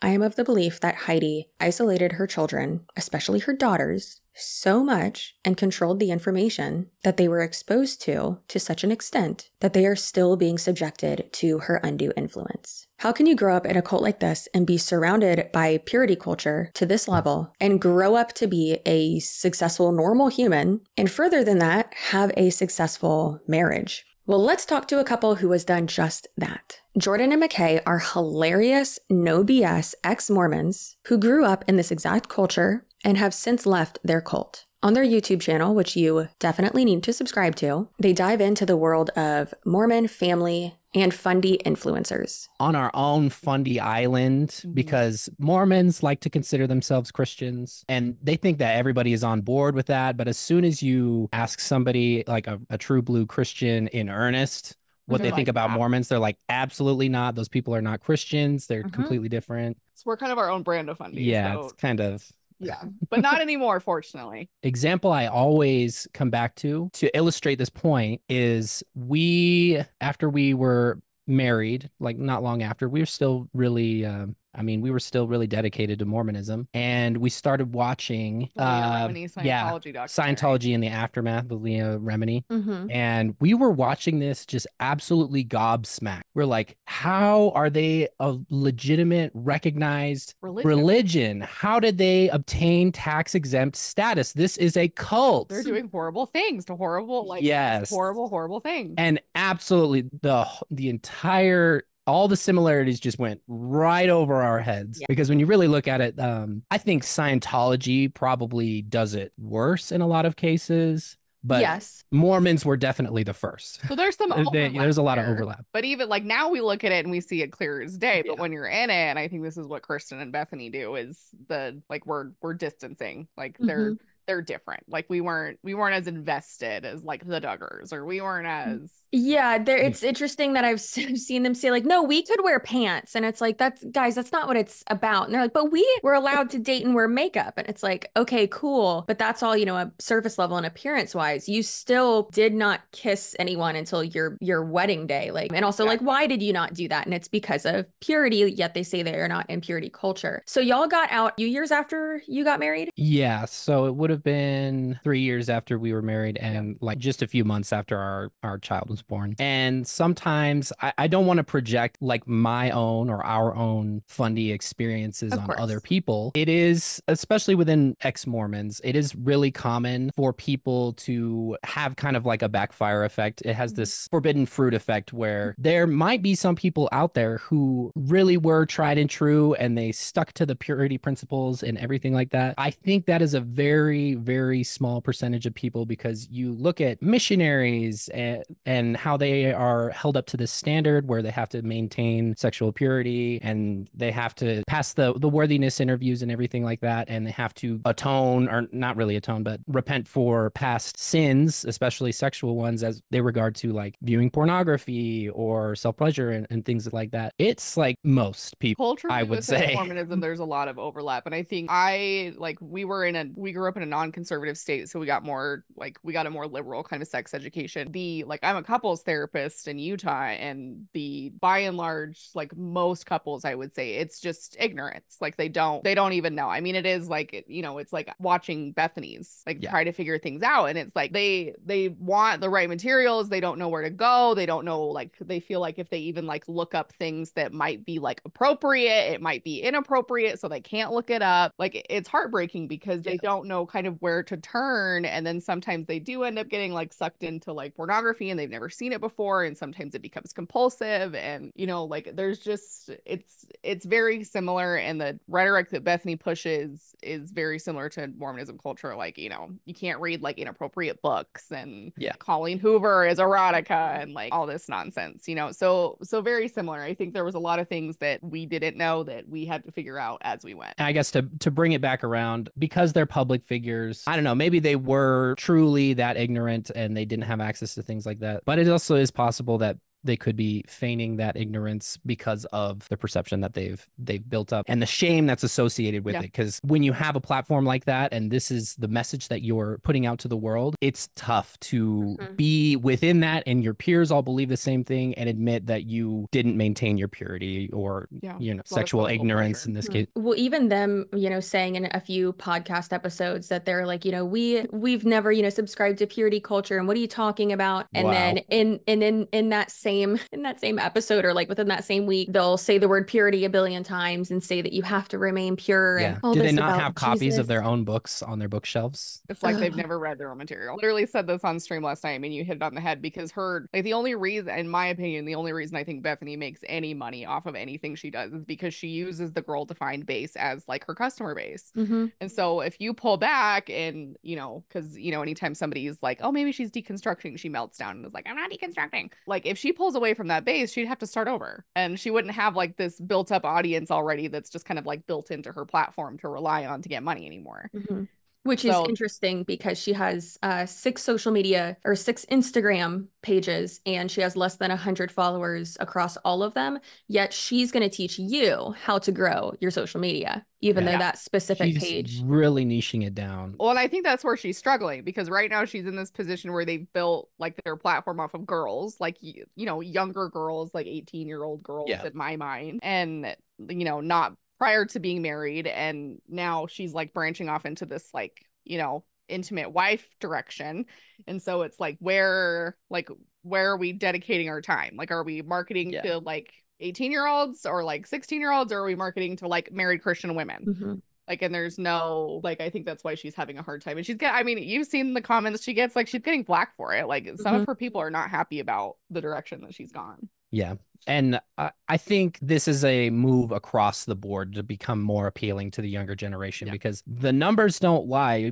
I remember seeing all these numbers like across the board of church membership and belief in God and church attendance, basically across the board in America, on the decline. And they know that they're not going to be able to get people in the door or in the seats with their dusty old rhetoric that nobody wants to hear anymore, because it's dated. It goes against a lot of people's principles and things like that. And even in the Mormon church, they have been involving internet personalities in paid ad spots now. We officially have confirmation. They've been holding influencer only events. They have one coming up for the temple open house. And prior to public tours, they have influencer only tours that are going to be going on. But they're so millennial coded. Like Kristen is very millennial coded, and Bethany is very millennial. Already missed the boat. So I feel like they're struggling in that area because they want to appeal to the younger generation, but you know, I get on TikTok for 5 minutes and I'm insulted by like every Gen Alpha than Gen Z that exists, and I'm an elder Gen Z. So it's like they've got to switch up what they're doing because it's not working. I've heard too many stories where it goes beyond relationships or things like that, and it straight up takes lives. It's gone to the point in a lot of people's lives where they have so much shame because they have committed sexual sins, quote unquote, especially within Mormonism. I can't speak necessarily to the degree of other fundie variants. I mean, it's put up as like next to like the only thing worse than committing sexual sin is murder and denying the Holy Ghost. And like those are the big three. So people get into a pattern or they fall into what the Mormon church would call an addiction. And they feel like they can't get out of it. And a lot of people, that's the decision that they arrive at, is that they can't do anything other than take their own lives. So Jordan with the marriage counseling. Yeah, I see this every day. Can speak more to that one. For most people, like for most Mormons, and I think most people in purity culture, they can't like the switch from it's all bad, it's all terrible to like, it's cool, you can do it now is like such a drastic shift that I've seen so many folks who just have a hard time transitioning into the like, is it really okay now? Can I really like, it just doesn't feel right to them because they've had so much conditioning up to this point that then suddenly you flip the light switch and it's like, oh cool, it's chill. And so it impacts the marriage relationship in the beginning because they have a hard time kind of getting their footing underneath. And a lot of times, people talk about, Bethany always goes off on tangents about sexual compatibility. There's something to be said for that in relationships, and that can cause problems in the very beginning. And sometimes for some couples it's workable and sometimes it's not. But just purity culture as a whole, it contributes to everything. I see it, I saw it with teenage girls that I worked with when I was doing my internship. Like I see it with adult women now. Like it impacts every facet. It's patriarchy, it's misogyny, like all of this stuff is tied in together, and you can't tease them out because they're all so wrapped up. I think it even down to how quickly people get married, and probably leads into how quickly they get divorced. Yeah. Because we can't do anything until we're married. So let's just speed that along. We're going to skip the get to know you part. Yeah. We can't handle it any longer. So they skip the opportunity that everybody else has to get to know their partner. And then you move in with your partner and you realize, oh, maybe this doesn't work. Yeah. And, Mormons skip that whole thing. And then, they're coming to marriage therapy and they're like, oh crap, what have we done? And for a lot of them, it's repairable, but they don't have the direction or where to begin because Mormonism and other, religions often indoctrinate them into these ways of thinking. 9 months from first message to married. And that's not even that short in all honesty. Like Mormon time. With Bethany's courses, not the course that teaches you how to sell courses or make courses, but the intercourse. The intercourse course. That one, did you take it? Because I took it. We didn't. I watched part of a video of somebody who took it, but what did you think? I'm curious. Not only does Bethany's voice crack when she says the word orgasm a few times, she's also giving one of her two of her main pieces of advice are one, buy lingerie. And it's like, how high school is this? And then pee before and after sex. And I'm like, again, it is so juvenile, which makes sense, obviously. Yeah. She's 32, but mentally like a 12-year-old. That's what it is. You can't, she just went on a podcast the other day. I don't know if you saw it, but she said that she learned about sex when she was 19 or 20. She was 20 and she was babysitting and she saw a children's book that talked about the penis going in the vagina. So. And why? And in my mind, I'm like, where are I'm parents? really hoping that was the same book I learned from. Where you are 19, 20 years old, you as a parent, I'm sure you probably agree, you have a responsibility to teach your kids about these things. It's not just the teaching your kids about the ins and outs of sex. It's also it's preparation for like if they get into a dangerous situation. It's preparation for like, you know, warning signs for sexual abuse so they can communicate those things to you. Like it's so much more than just, you know, the biology of it, but they can't for whatever. And it's really common in Mormon culture all the time. I hear people that are like, yeah, I never got the talk from my parents, or I never learned anything, or I didn't, my only learning was from porn. Tragic, because it's like it reinforces like why would Heidi be interested in giving them that verbiage if that's what's going on behind the scenes. And it's like they don't teach them about like, you know, I work with people in marriages, you know, who like the concept of consent is like, again, that's common within Mormonism too, like the idea that like, you know, marital rape isn't a thing. You have like Lori Alexander out here saying that like it's fine, you know, and so it just perpetuates like this like larger like fundie narrative that we have going on that like I hope Bethany keeps on the path, because I'm like maybe she'll go progressive enough that she'll get out, but it's like she's staying in this like that weird little bubble. I was just gonna say that whenever I see anything about her and Dave, I mean, even anything he talks about, I mean, he seems so much more of like an intellectual than her. Tug, right? Like, do I want the like perfect evangelical Christian fundie wife, or do I want like, you know, more progressive, like sexy, like coexist? It seems like he, you know, is a lot more progressive, obviously. And I don't know, it's so sad because it's like, buddy, like his review of the Barbie movie, I was like, I love that. Like, we were blown away. We were blown away. I was like, who is this man? And then, of course, this is not a reactionary sitting. Like, I don't like it. And he's over here having this like whole intellectual conversation. You don't know what you don't know. I mean, it's like the clicheist phrase, but it's true, because within purity culture, like, I can't tell you how many times I've said or I've heard people say like, well, I didn't even know. Like, I didn't even know this was an option. I didn't even know that was a thing. Like, we're given so much within purity culture is like put in a box and you're shoved in the box and they're like, be in the box. And then when you think about like, hey, maybe I don't fit in this box or it doesn't work for me anymore, like there's a whole world out there, and that's a little scary. And so to have to step out of that and to like process things and break things down and like, you know, learn and understand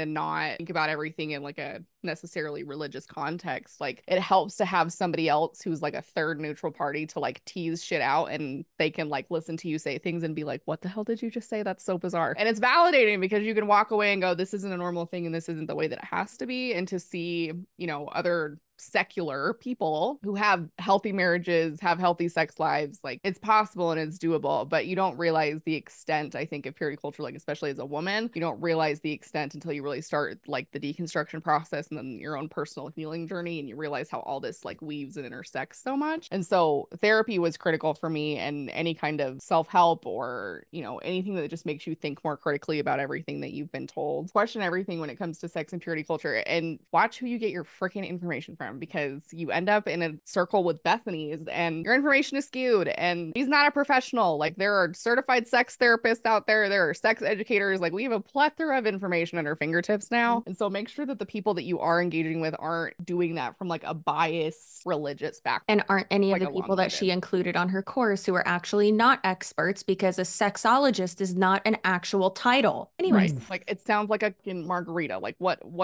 is this? Like there's a whole profession of people around this. Like, I don't understand. Cheers to my sexologist. Right? Like, I don't get it. But, you know, it appeals because they feel like it's safer. Like, if I get it from a Christian woman, it's safe, but it's inaccurate information. It's also not safer because one of them didn't know she had a clitoris, and then we know how that went. Yeah. So there you go. But your turn. I guess to piggyback a little bit off of what Jordan said, when you leave a high demand group, religion, what a lot of people term to be cult, it's important to realize that you are not only deconstructing the ideas that you have grown up with surrounding faith and relationship to deity or anything like that, but it's also important to realize that these ideas permeate essentially your entire life. They shape your entire worldview, and that includes things like sexuality and the way that you express that. And I think it's important that you don't just stop at coming to terms with that's not the God that I believe in, or things of that nature. It is something that is an ongoing process for a long time, and not just the religious part. So it's important, like Jordan was saying, to find information, go to therapy, and to be open to exploring If that's something that scares you, you don't have to be comfortable with everything. And maybe with time, you'll change your mind about that. But it's important to realize that those ideas were placed in your head against your will over a really long time. It's not something that's going to just uproot in an instant once you decide this is all made up. So that stuff sticks with you. Now, the good thing is, if you grew up in purity culture, if you know nothing about sex, and if you're married and you don't know what squirting is, Bethany has done that within the last year and has decided to talk about it nonstop. So you are in luck. For the tiny, tiny gracious price of around $160, you can have access to her ultimate sex guide for the Christian wife course.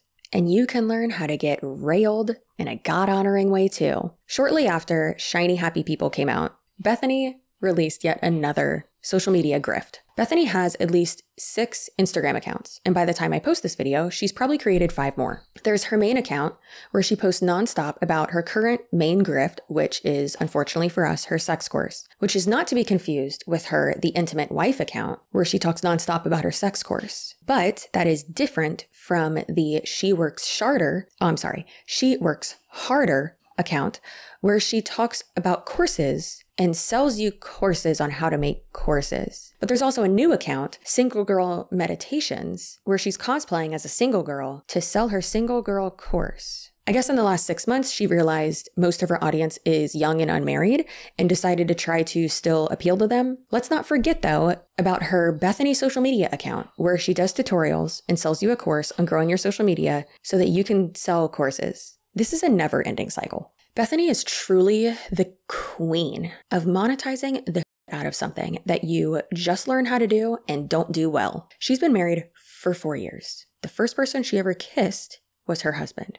She has openly admitted that she did not know that sex entailed a penis going in a vagina until she was 20 years old. She has also given us far too much information regarding this, but she has said that the first few years of their marriage, their sex was awful and compared herself to dusty dead bones. So of course, she's the one who should create a course and sell it to us to teach us how to have a good marriage and talk about intimacy and tell us how to have spicy sex. Bethany has created and sold many poorly put together courses. So obviously, she's the person who should teach you how to sell courses. She also has less than 100,000 followers across her 6 Instagram pages. So why wouldn't you want her to teach you how to grow your social media accounts so that you can also monetize them? Interestingly enough, she probably would have a better engagement rate if she didn't instantly delete all of the negative comments off of her videos. If you watch any of my other videos, you know that what I do is I call out scams, unethical behavior,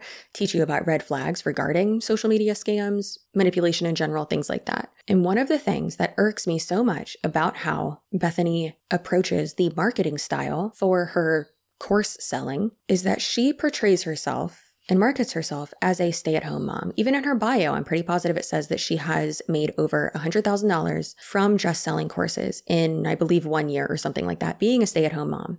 And she's going to teach you how to do the same. Let's get 2 things straight and 1 thing gay. Bethany has probably not generated over $100,000 of profit from these courses. She has to pay taxes on that, and she had expenses. And let's be clear, there is a difference between a stay-at-home mom and a work-from-home mom. Bethany is not a stay-at-home mom. She's a work-from-home mom. A stay-at-home mom is someone who does not work, who stays home and takes care of the children. That is not to say that being a stay-at-home mom and being the primary parent and the primary caregiver for your children is not hard work. It obviously is. But a work-from-home mom is someone who works from home and possibly tries to also take care of the children as well and tries not to lose their mind at the same time. I am a work-from-home mom, so is Bethany. I can tell you with a lot of confidence, I love my son so much. Being a work-from-home mom sucks. Being the primary caregiver for your children while your partner or whoever works is contributing to the household. That is 100% contributing to the household. Saying otherwise is dismissive and rude and misogynistic. Bethany, like I said, is a work-from-home mom. She has 6 social media accounts, a podcast, a YouTube channel, and never stops posting. That's a job. That's exhausting. That's multiple jobs. Many fundamentalists subscribe to the belief that you aren't a good mom if you are working outside the home, or you aren't being a biblical woman if you are not the primary caregiver for your children. If, God forbid,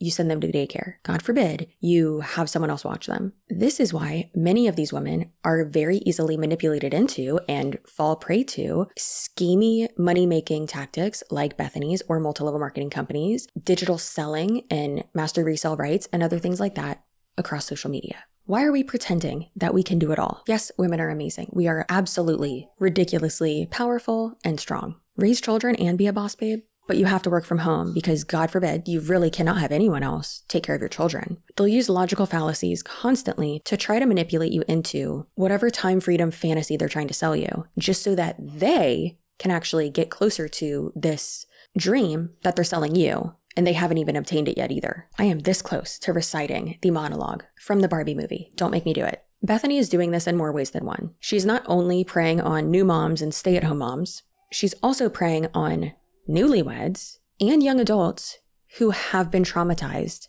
by purity culture. In Bethany's sex course, the ultimate sex course for Christian women, she discusses how most women think that they're broken. She says without saying that purity culture harms marriages. However, I found it very interesting that she never denounces it in the course or publicly on social media. The reason why would be that, in my opinion, Bethany is going, quote, against purity culture to seem more modern, all while profiting from it and still promoting it. After all, if purity culture doesn't exist, she can't sell all these courses. I took Bethany's sex course, and dear God, was it horrible. So let's go ahead and check out my notes from that, shall we? When I purchased it, she had the course discounted, and I didn't realize that, so I paid full price. You're welcome, Bethany. In the Facebook group, there are around 356 members as of the time of writing this script. After you purchase the course, you're prompted to join the group. I have still not been admitted to the group 4 weeks after purchasing this course and requesting access to the group and even messaging her about it and emailing her about it. I have not received a response. And yes, I have already completed the course.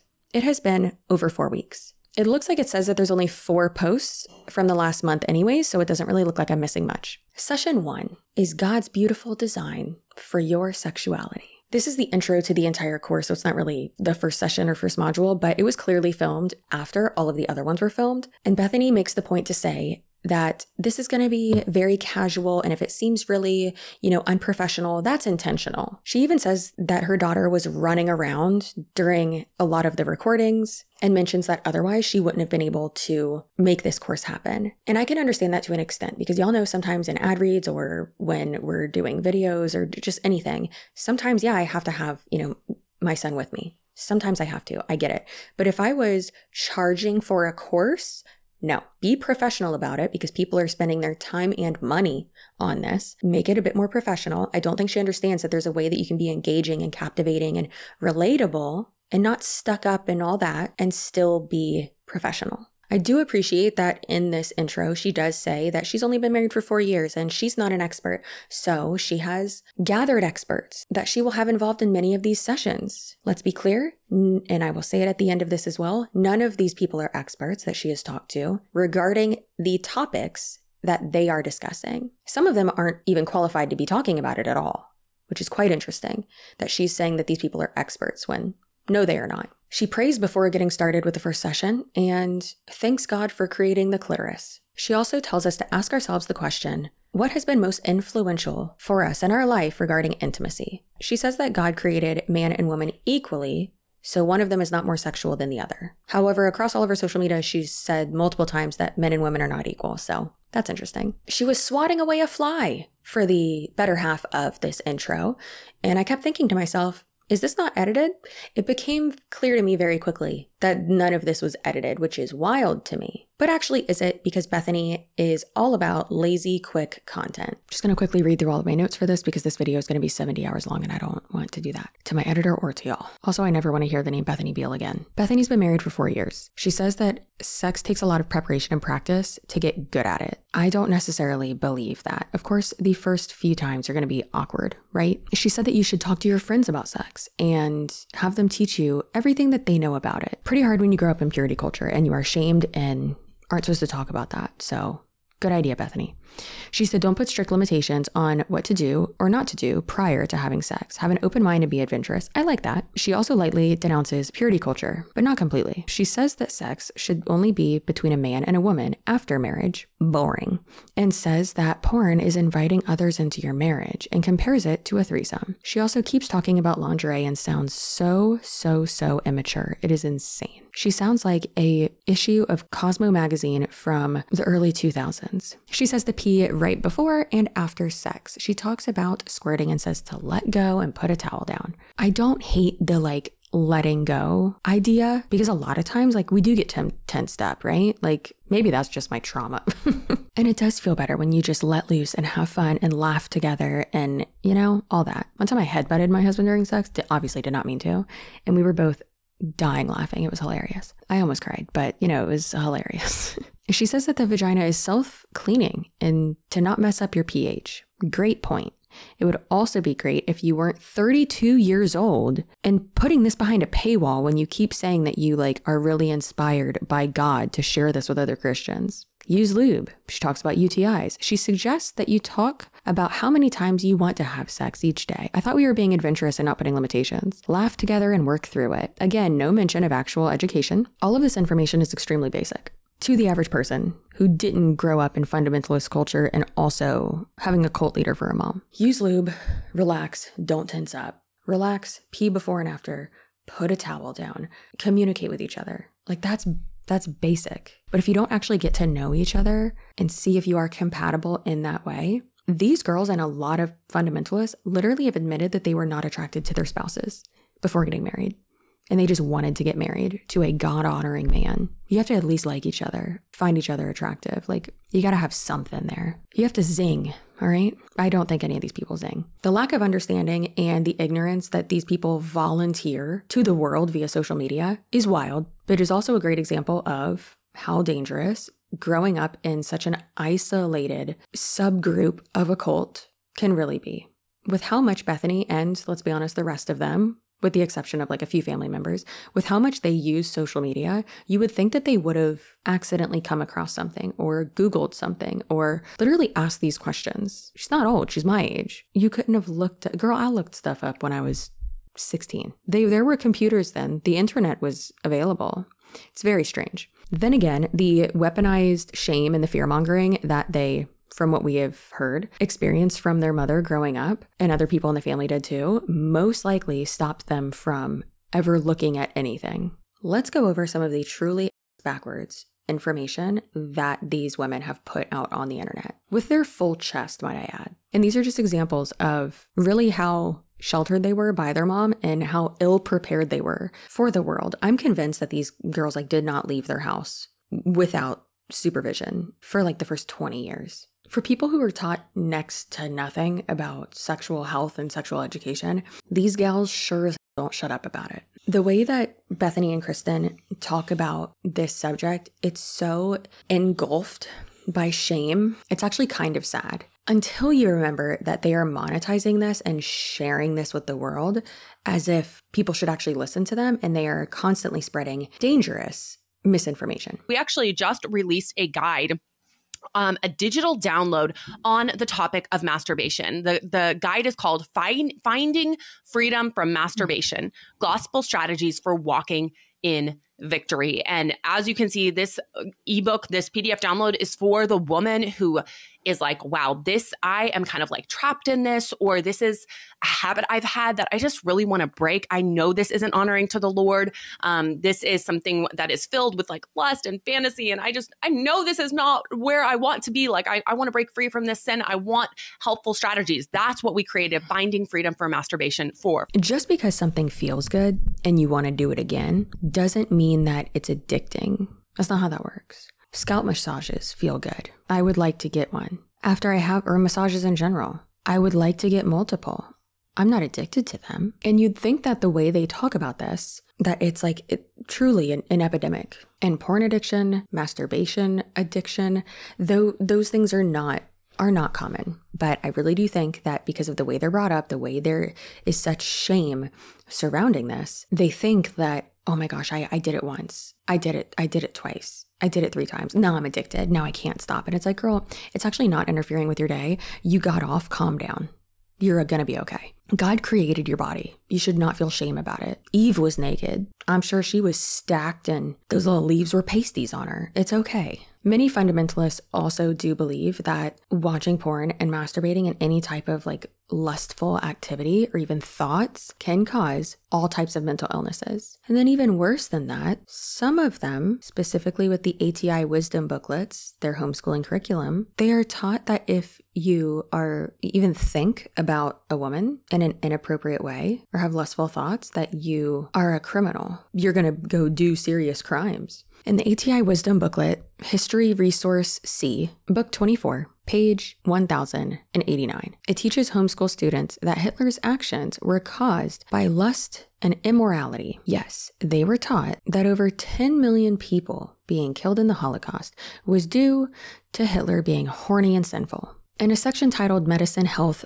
Nutrition, Behavior, and Counseling, it says, how does lusting after a woman create hormonal imbalance in a man's body? When a man looks lustfully at a woman, a flood of impulses travel through the optic nerve to the back of the brain. As a result, the glands and other bodily functions are activated, and the level of testosterone increases. Recent studies revealed a significant correlation between high testosterone levels and those who commit violent crimes. Studies also reveal that visualizing an act 3 times leaves the same impact upon our nervous system as actually doing it 1 time. No, that's not true. My lord, get a boner? You're a criminal. That's a great example of a false dichotomy, which is something that we talk about quite a bit on my channel, along with other logical fallacies. And it's definitely a way of binary thinking. And it's just not true. They're trying to connect dots that aren't even there. Now, this is from a blog post of an ex-IBLP member breaking down basically Wisdom Booklet 24. And it says, much like Proverbs 7, the Wisdom Booklet wanted to emphasize the physical dangers that can come from lusting. However, in typical Gothard fashion, the Wisdom Booklet claimed that envisioning an act 3 times had the same effect on your body and soul as doing the act. Not only can imaginative lusting equal fornication, but the Wisdom Booklet claims that lusting can actually make you a violent criminal. As a result of lusting, the glands of the body, we already talked about that. And they said, I am not here to say that I know what was going on in Josh Duggar's mind all those years ago, but I can tell you what I felt when I was taught these things as a teenager. This teaching really messed me up. I assumed that I was no better than a sex criminal because I had sexual thoughts. If I wanted to be with a girl, I was no better than a violent rapist. Sexual thoughts are natural for prepubescent teens, and making them feel like their life and soul are in literal danger by even thinking these thoughts really fucks you up. How is it productive sex education to tell young people that they might as well commit the act if they are going to think about it 3 times? Another glaring error in the text is the lack of any discussion of consent. In the chapter where we translated the original Greek and made all sorts of assumptions about God, called How Does the Greek Confirm the Dangers of Patterns Defiling the Marriage by Lust? There are a number of terms defined, including honorable, undefiled, fornicator, adulterer, judge, lewdness, lechery, lust, abandonment, depravity, perversion, dissipation, disillusion, vice, and profanity, all terms defined in the context of marriage. But where is consent? Where is marital rape in any of these terms? Michelle Duggar is outspoken on her beliefs that a wife's subservient role and need to be sexually available to her husband. ATI's curriculum would have taught no different. One of my favorite sections of Wisdom Booklet number 24 is when they talk about STDs with a sprinkle of racism on top. How does the nature of venereal diseases illustrate the consequences of lust? Sir Alexander Fleming discovered penicillin in 1928. And doctors began to use it in the 1940s. The antibiotic was hailed as the solution to venereal diseases because it was effective in treating gonorrhea and syphilis. However, as promiscuity increased in America, these 2 venereal diseases became more potent and resistant to penicillin and other antibiotics. Other venereal diseases were discovered, and today there are some venereal diseases that neither penicillin or any other cure known to man can adequately treat. The word venereal is derived from Venus. Venus was the Roman goddess of love. The word adultery comes from the Latin word adulterare, which means to alter, corrupt, or counterfeit. Venereal diseases are transmitted primarily by a corruption of God's design for love. They're transmitted through sex, not toilet seats. When a man violates God's design for marriage and follows his own lustful desires, he suffers grave consequences to his health. Women can be horny too, buddy. The characteristics of syphilis, gonorrhea, chlamydia, herpes, and other venereal diseases illustrate how man's lust can destroy his body as well as his soul. AIDS can be a venereal disease, but it is primarily a blood-borne infection which finds its way into the body fluids. Thus, it can be transmitted in ways other than through immorality. You can say sex. The pubic louse, often called the crab, it's called crabs, is only one of several parasites which can be transmitted through immorality. So it is God-honoring to have a bush, because you literally just have to shave your bush if you get crabs. You're fine. Venereal diseases are not respecters of persons. Venereal diseases have one common denominator. They affect those who engage in immoral relationships. It does not matter if a person is young, old, male, female, rich, poor, strong, weak, outgoing, timid, black, white, or yellow, racist. If he yields to the lust of the flesh, he risks contracting one or more venereal diseases. In addition to those who become involved in immorality, monogamous marriage partners risk infection if a partner has been immoral. Yeah, obviously. Like, there's a way to have safe sex. Medication exists. Go get checked. Like, who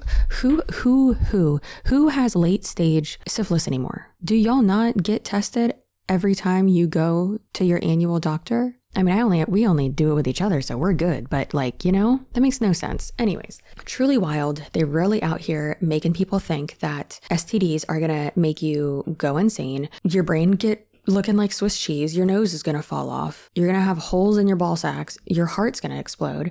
And then you're going to die. Oh, and you could also go deaf and blind. Penicillin and other antibiotics exist. Stronger antibiotics have been made. Also, STD screenings exist. I know personally in high school, I was real strict, and I made sure that before I would do it with someone else and start a new relationship or situationship, that we all got tested, and didn't do it until after that, because I was like, nay, friend.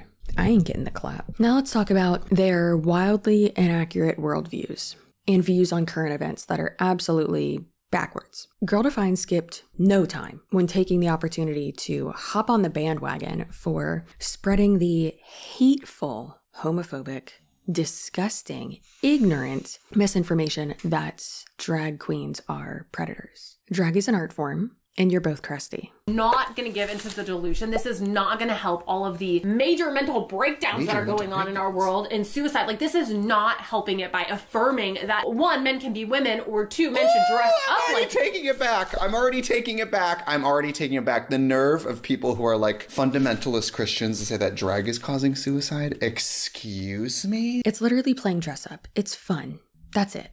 I have a shelf full of wigs over there. I have a closet full of costumes. It's just playing dress up. It's art. That's it. Most drag is not sexual at all. Also, really no one wants kids at drag shows. You're going to kill the vibe when I'm on my 7th mimosa, and I don't need you there. And of course, drag queens, let's be honest, they're really just talking about gay men and trans individuals when they're trying to talk about this. That's really it. That's all they mean. They're not predators.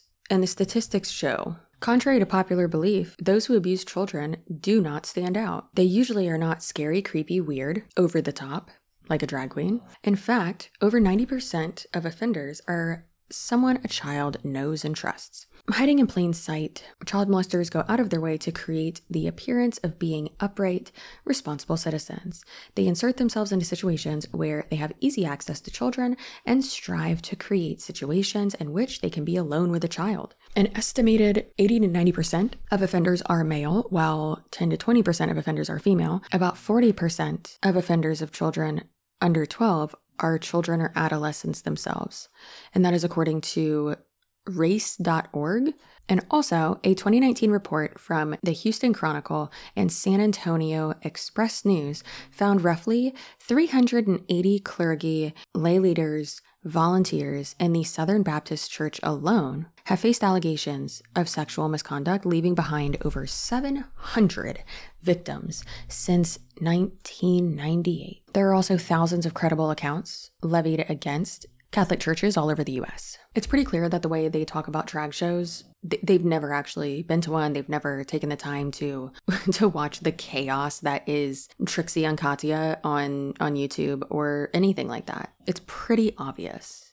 It's questionable if they've ever even been outside of their house, honestly. I found this clip super interesting, though, when they're on this topic. Drag queens. And the fact that it has become so mainstream, it is so popular. It is something that we're told children should be exposed to. It will give them sexual diversity, opportunity. You know, their young minds are so moldable and we want to shape them in the right way. I agree, Kristen. As a parent, it is your responsibility to raise your child and mold them in a way that prepares them for life and for them to basically be a good human. Your parents failed at that. From what I can see, it looks like they failed all of you and your siblings. I can confidently say that any of the information that I would be seeing the Bard Mershon cult put out into the world is much more dangerous for anyone to see than anything they would ever see on Trixie Mattel's YouTube channel. The fundies in general, but also these girlies as well, tend to believe that mental illness is a cause of immorality, sexual sin,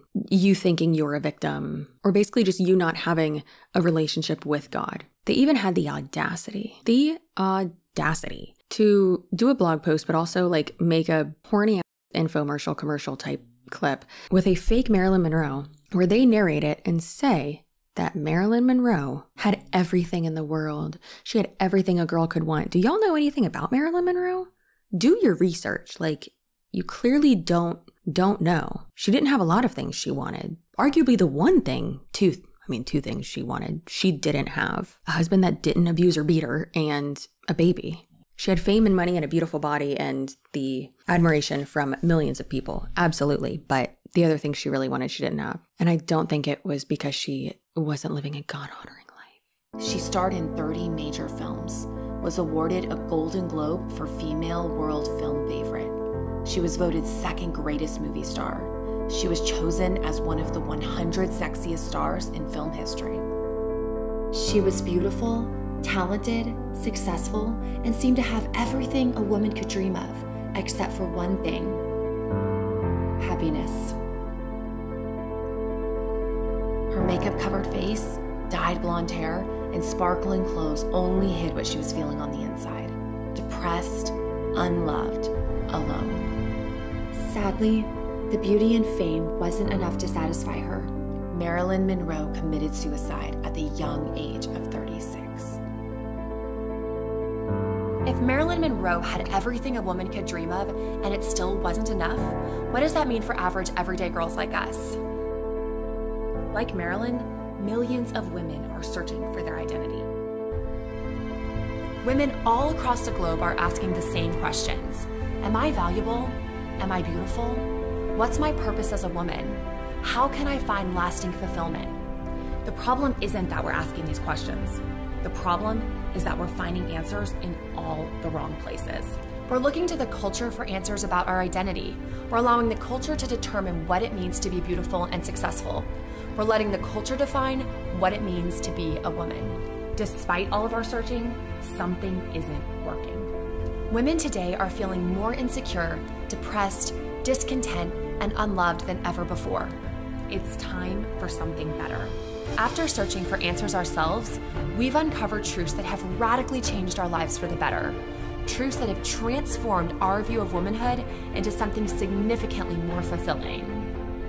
Instead of defining our worth, purpose, and identity according to the culture, we are now defining it according to God's word. Join us on a liberating journey toward a radically better vision for femininity, one that ends with a kind of hope, purpose, and fulfillment we've all been yearning for. It is wild to not only not do any research, not know what the hell you're talking about, but then also to outright say that someone ended their own life and wouldn't have if they would have lived in a God-honoring way. It's very dismissive and disrespectful to not only everyone, but people who do suffer with mental health issues. Bethany and Kristen, as we know, tend to redefine words, phrases, everything.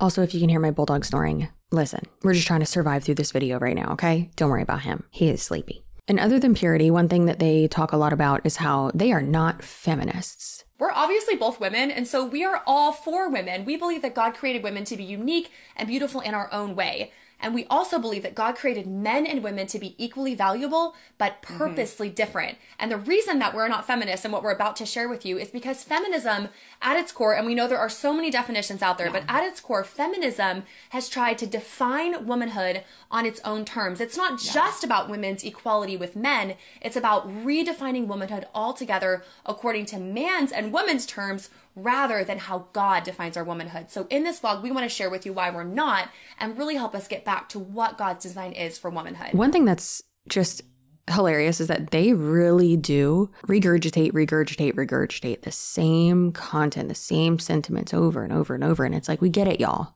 We heard you 4 years ago. Please stop. Feminism means that you believe that women should have equal rights. Equal rights for women. That's it. Do you believe that women should have equal rights?